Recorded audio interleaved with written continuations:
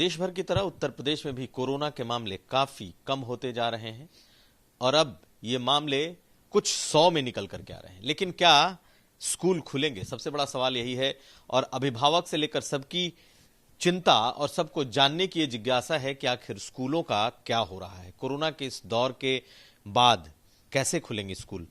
हमारे साथ दिनेश शर्मा जी हैं, मुख्यमंत्री हैं, शिक्षा इनके पास है। सर, ये बताइए कि अभिभावक भी ये जानना चाह रहे हैं, बच्चे भी पूछ रहे हैं कि स्कूलों का क्या होगा, क्या स्कूल खुलेंगे? ऐसा आपको लगता है क्योंकि कोरोना के केस भी काफी कम हो रहे हैं? देखिए, अभी तो हम लोग ऑनलाइन टीचिंग पे हमने जोर दिया है कि वो चलती रहे और सब जगह चल रही है। स्कूलों में भी चल रही, विद्यालयों में भी चल रही और महाविद्यालय और विश्वविद्यालय में भी ऑनलाइन टीचिंग चल रही है।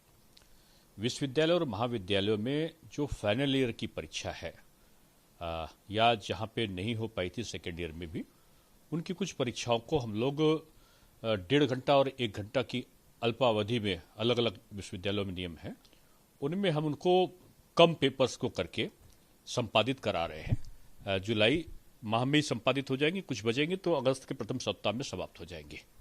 हम लोग रिजल्ट भी निकाल देंगे अगस्त में ही और सितंबर से नया सत्र शुरू कर देंगे। लेकिन जो स्कूल में आप ऑफलाइन टीचिंग की जो बात कर रहे हैं, अभी ये बात सही कि कोरोना के जो केसेस हुए हैं वो कम हुए हैं, लेकिन जो वेरिएंट 2 का अभी खतरा चल रहा है कि उसके समाचार आ रहे हैं, तो उसके बारे में निश्चित रूप में पहले अध्ययन करने के बाद कि कोई संभावनाएं तो नहीं है, हम उसका निर्णय उसके बाद ही लेंगे। अभी कोई निर्णय इसके स्कूल को खोलने का तत्काल कोई निर्णय नहीं है।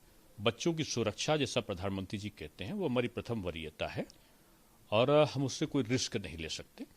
कोरोना के केसेस कम हो रहे हैं, लेकिन जो दूसरे प्रदेशों में देखने में आया नए वेरिएंट का, तो उसका क्या प्रभाव पड़ेगा, इसका अध्ययन करने के बाद ही कोई हम निर्णय लेंगे।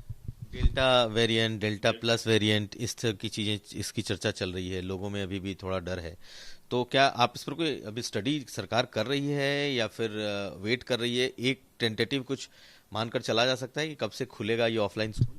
देखिए, डेल्टा वेरिएंट या डेल्टा प्लस वेरिएंट के कोई केसेस अभी हमारे उत्तर प्रदेश में नहीं आए हैं, लेकिन दूसरे प्रदेशों में आए हैं, इसकी सूचना हमें प्राप्त हो रही है। तो क्योंकि कोरोना के बारे में प्रधानमंत्री जी भी जो कहे वो सही है कि बहुरूपिया है, किस रूप में कब कहाँ आ जाए। हम संभावनाओं के आधार पर तैयारी भी कर रहे हैं कि तीसरी लहर की जो भी संभावनाएं थी, हम उसका बचाव के क्या उपाय करेंगे।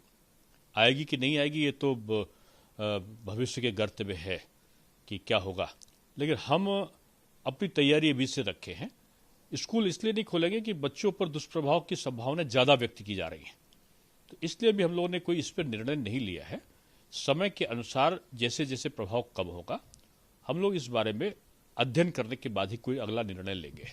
यानी अभी कोई खोलने का तुरंत कोई विचार नहीं है, ना इसकी चर्चा? नहीं, तत्काल नहीं है। अभी हम ऑनलाइन टीचिंग पे ही जोर दिए हैं, ऑनलाइन टीचिंग चल रहा है। अभी हमारे जो अंक तालिकाओं पर अंकन की प्रक्रिया है वो भी जल्दी इसी महीने आ जाने वाली है, जुलाई में।